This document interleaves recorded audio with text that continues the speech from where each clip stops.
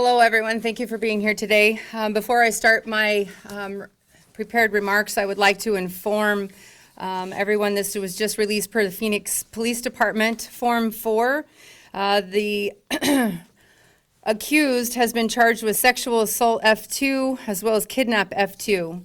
The probable cause statement says this: on November 19th, 2025 at approximately 12:21 hours, an unknown male asked a female student to go into a classroom, touched her, pulled down her pants.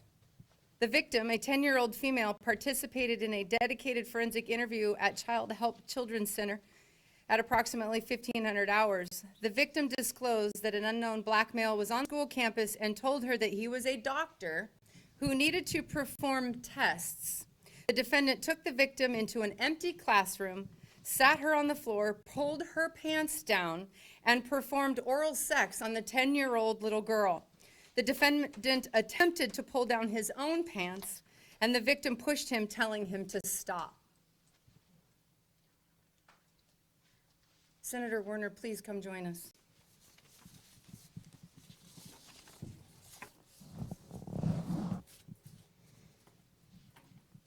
So for those of you that don't know me, I'm Senator Janae Shamp, and I represent Legislative District 29 in the West Valley.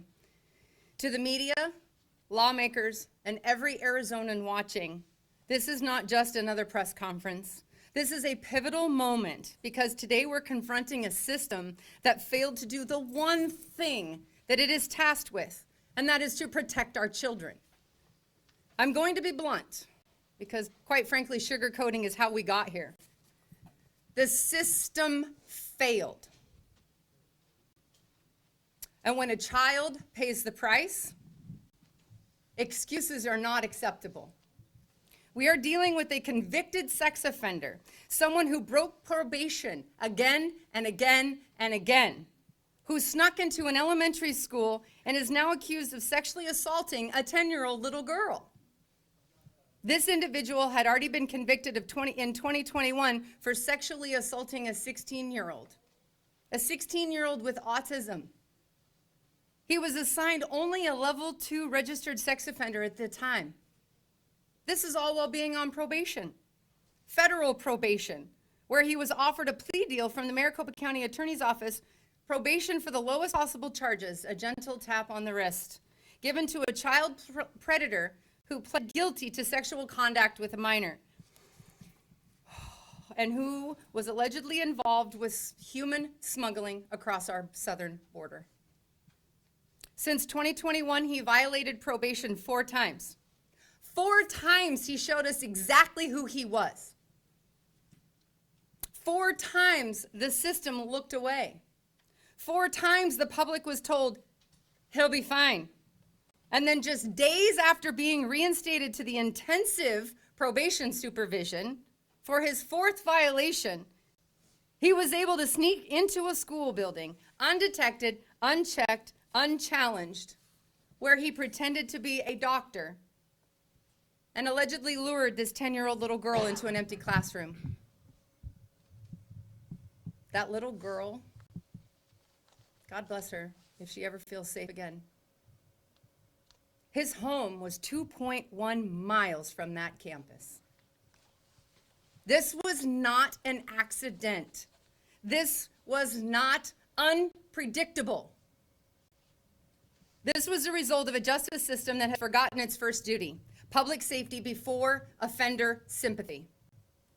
So yes, we are asking every hard question. Why was this man still on probation? Why were repeated violations met with leniency? Why were warning signs ignored until a child was hurt? Again, parents deserve more than bureaucratic answers. Victims deserve more from the system that's established. Arizona deserves a system that actually enforces the law. That is why in the upcoming legislative session, this will be a top priority for me. No more passive supervision for these predators. No more guessing games, no more loopholes. That sexual deviants, and make no bones about it, these are deviants, No more capability for them to slip through any loopholes. We're going to restore common sense. We're going to restore accountability. And we're going to restore the principle that protecting children is non-negotiable. We will pursue reforms that ensure uniform, tough, mandatory responses to violations, public reporting with no secrecy. You hurt a child, you do not get to hide anymore. Independent oversight of high-risk offenders, suspensions, supervisions, this is non-negotiable. A system where predators lose rights before children lose safety, that's a system that we are going to ensure is in place for every Arizona citizen. Let me be perfectly clear. We will not tolerate a justice system that coddles offenders while families pay the price. We will not allow dangerous individuals to be given chance after chance after chance. We will not accept the culture of leniency that allowed this to happen. Because quite frankly, there should be no culture of leniency when it comes to the molestation and sexual assault of the children of the state of Arizona. Amen. End. This is the line. This is the moment that we say no more. And to the lawmakers that are ready to stand with me, to the law enforcement that I know is ready to act, and to the families across this state demanding real change, thank you. Your voices are being heard, and we are unified. I'm ready to champion bold, unapologetic reforms that prioritize Arizona families. However, I believe it's crucial to hold accountable and call for the termination of the probation officers, the probation officer supervisors, and anyone else that was involved in allowing this repeat offender to act as a predator, strike again, and rob an innocent child. She will no longer have a normal life. That's unacceptable. We will fix this. We will rebuild the accountability. We will protect Arizona's children with strength, clarity, and conviction that they deserve. And before we continue with our next speaker, I would like to take this moment to offer our heartfelt prayers for that brave little girl, her family, and her community. And I request that all the prayer warriors out there put them in your prayers, that they may find some comfort in these horrific times. Thank you. We will be answering questions at the end. Senator Carroll, would you like to come join us up here while we move on to the next speaker? And with that, I'm going to pass the microphones over to Kaylee Kozak.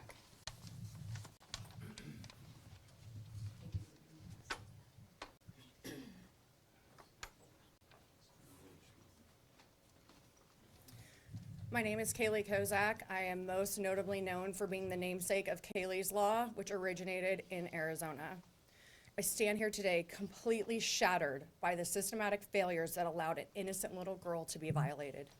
This is not just about this one man's heinous acts.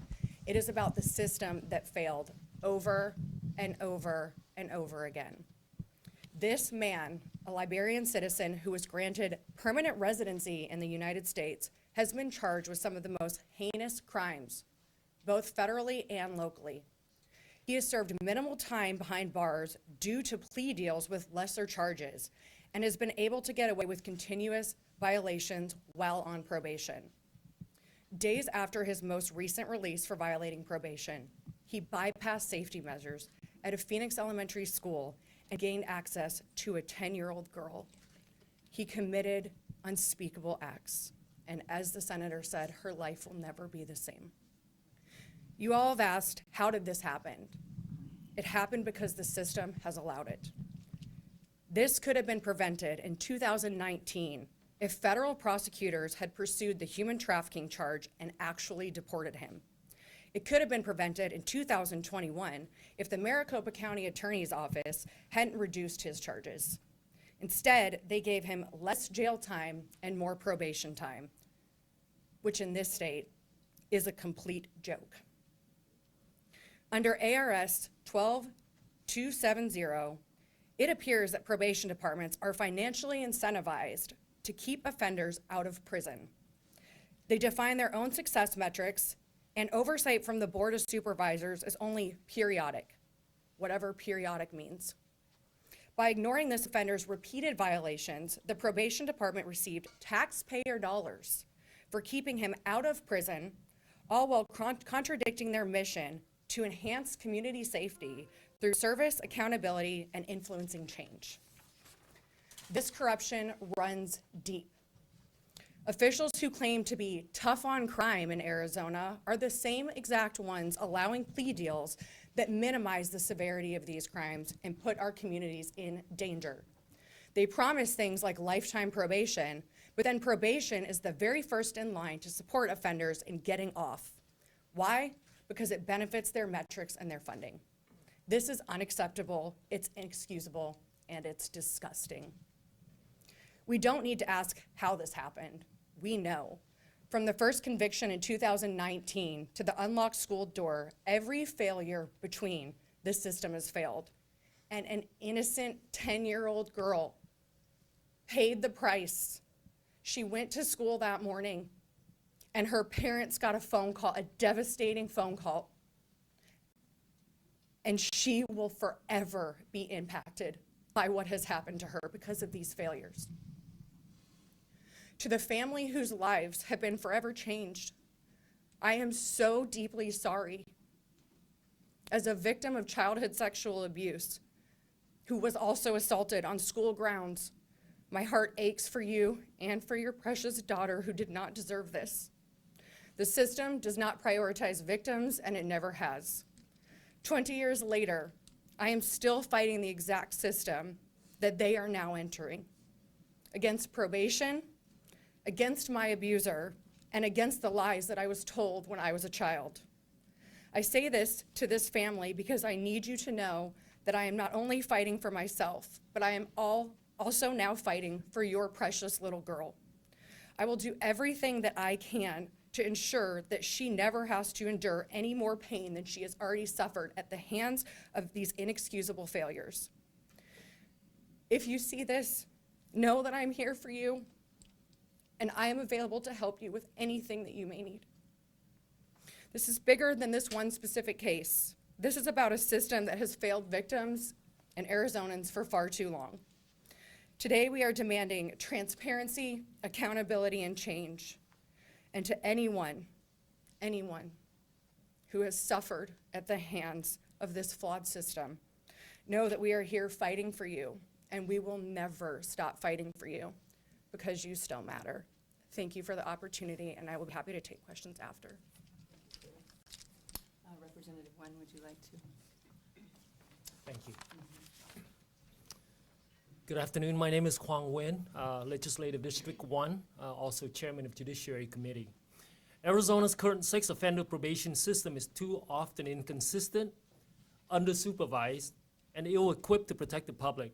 When offenders receive probation, instead of meaningful custody or strict enforceable supervision, the burden shifted to communities that expect real accountability, strengthening probation standard through tighter monitoring, zero tolerance for violation, and I mean zero tolerance for violation, longer supervision windows, and mandatory treatment with measurable compliance will close the dangerous gaps to allow high-risk offenders to slip through the system, as you can see what happened today. Reforming sex offender probation isn't about being harsher. It's about restoring public trust, prioritizing victims, and ensuring that predators are never given a second chance to harm Arizona children. I also want to be clear that probation should not be an excuse to save money, because the cost of recidivism is quite costly, especially if the victim is your child. As chairman of House Judiciary Committee, I will work with Senator Shamp to investigate, hear that clearly, investigate and explore solutions. Thank you.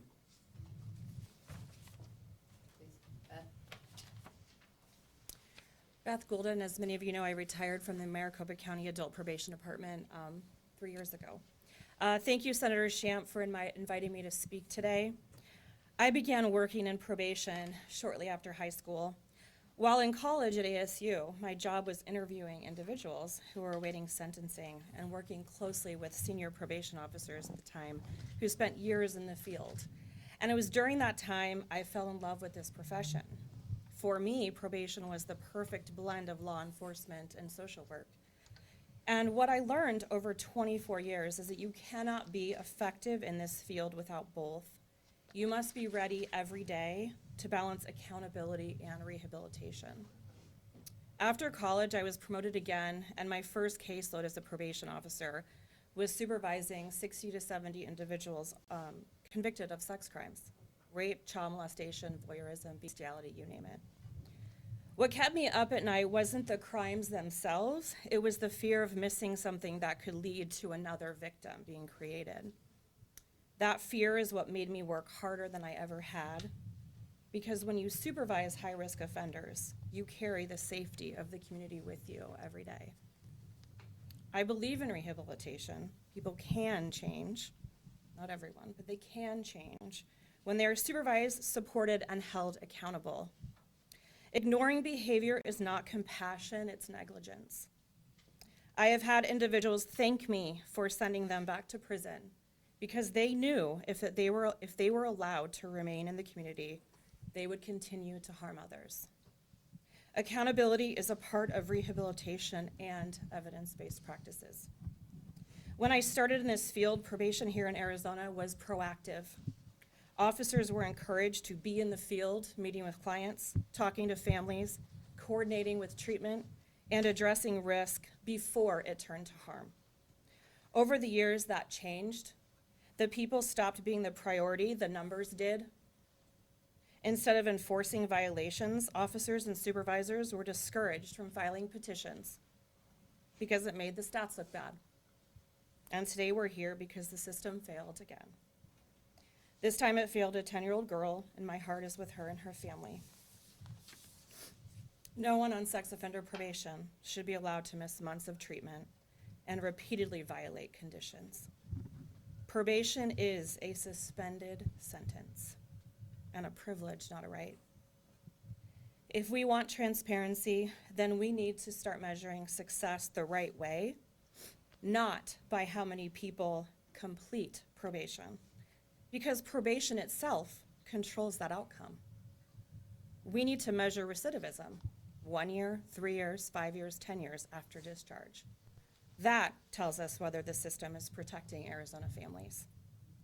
I look forward to working with Senator Champ and members of the legislature to restore proactive supervision, accountability, and to bring transparency to probation.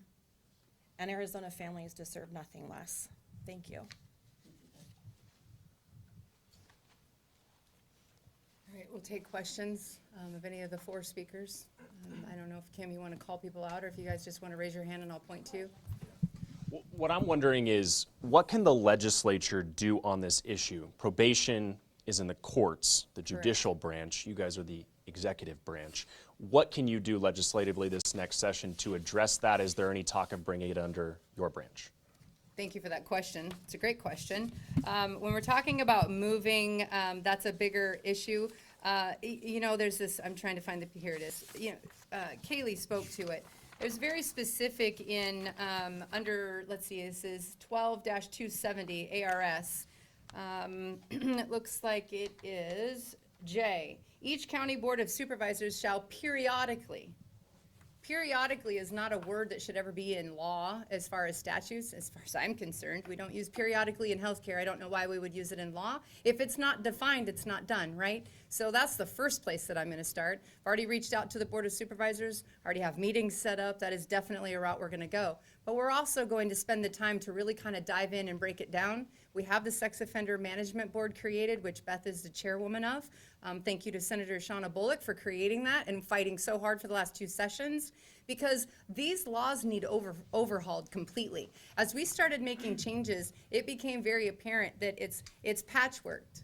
It's very patchworked. As far as I'm concerned, this guy should have never been considered a level 2. But that's decided in probation based off of a questionnaire that's 19 questions long, and it hasn't been reformed since 2002. SORNA, Sex Offender Registry Notification Act, we fail. In the state of Arizona, we are failing 8 out of 11 categories right now. So there's lots of places for reform. It's just going to take a holistic approach because there's so many different aspects included. Because it is housed under the judicial branch, but it does interact with the legislative branch. So we've got to figure that out. And I would think that we're all going to be very willing to work together. Yeah, I'm just wondering about this particular situation. For example, whenever I go to a school to cover a story, things are just airtight. There are gates there that you have to go through the administrative office first. I mean, there's just a lot of layers there. And I just wonder if maybe if you might first explore just what happened, what were the little openings that he was able to, get inside and somehow elude that front.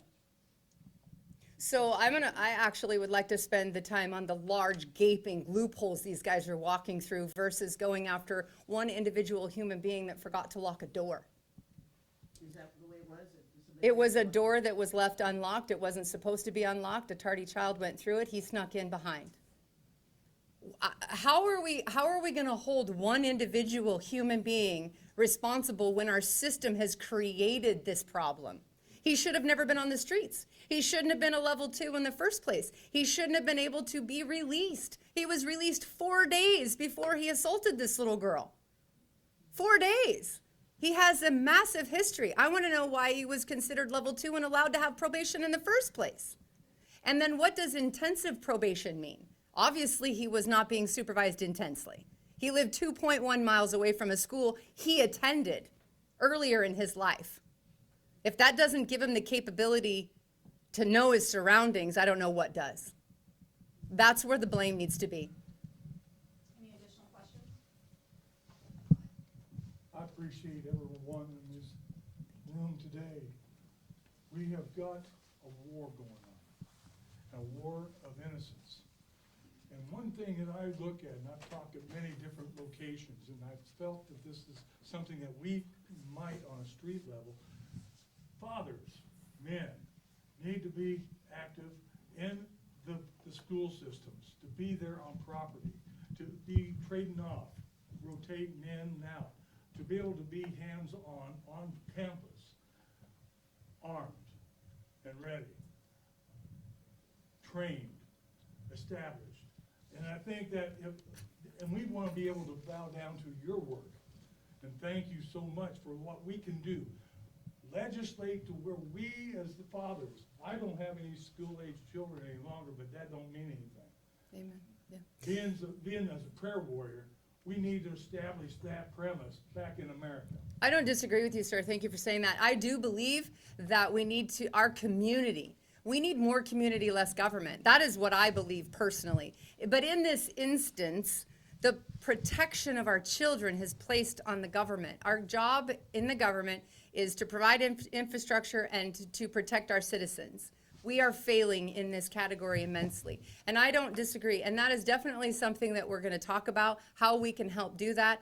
But I urge all citizens of this state to bring your communities together, whether it's dad groups or church groups, come together and talk about it. Reach out to your school boards, reach out to people and actually have conversations about what we can do as a community. But number one, we need to pray for this family and this community.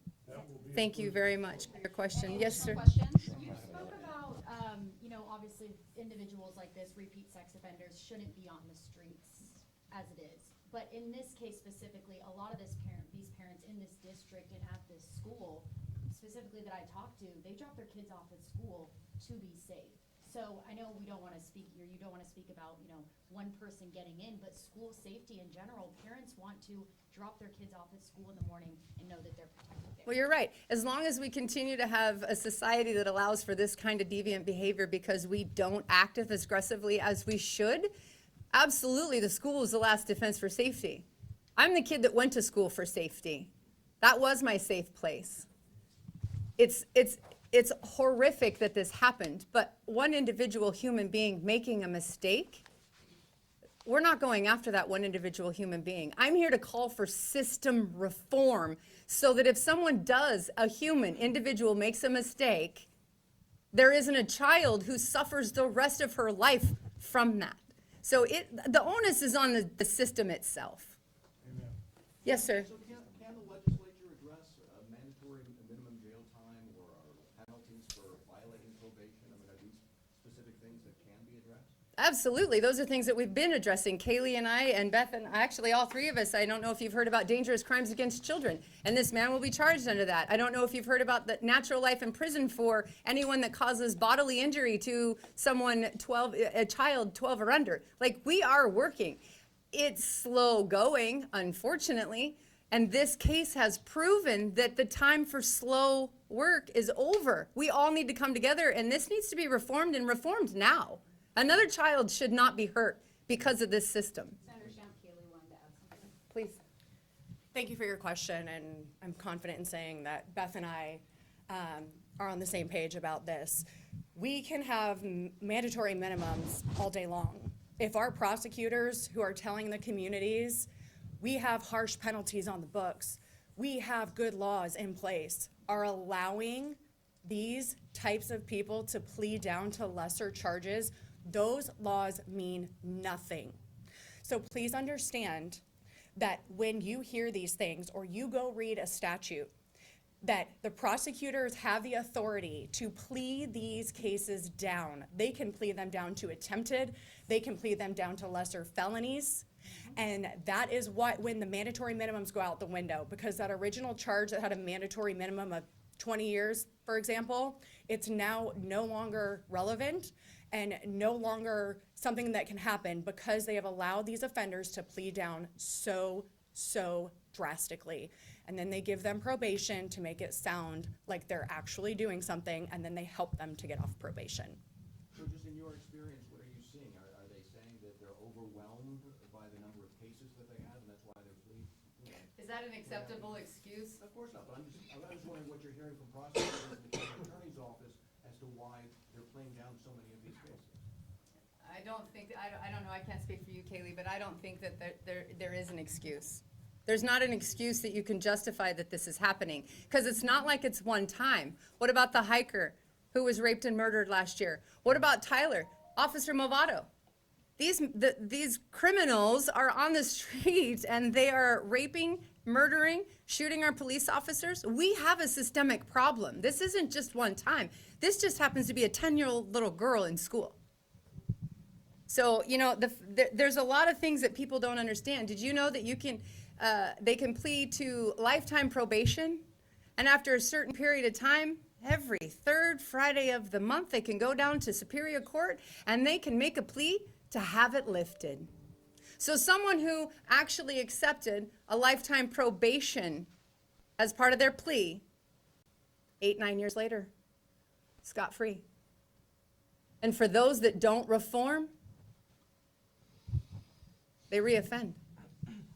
Senator, one thing I've wondered as I was reviewing his entire case file, I encourage everyone to do so because there's a lot of questions there.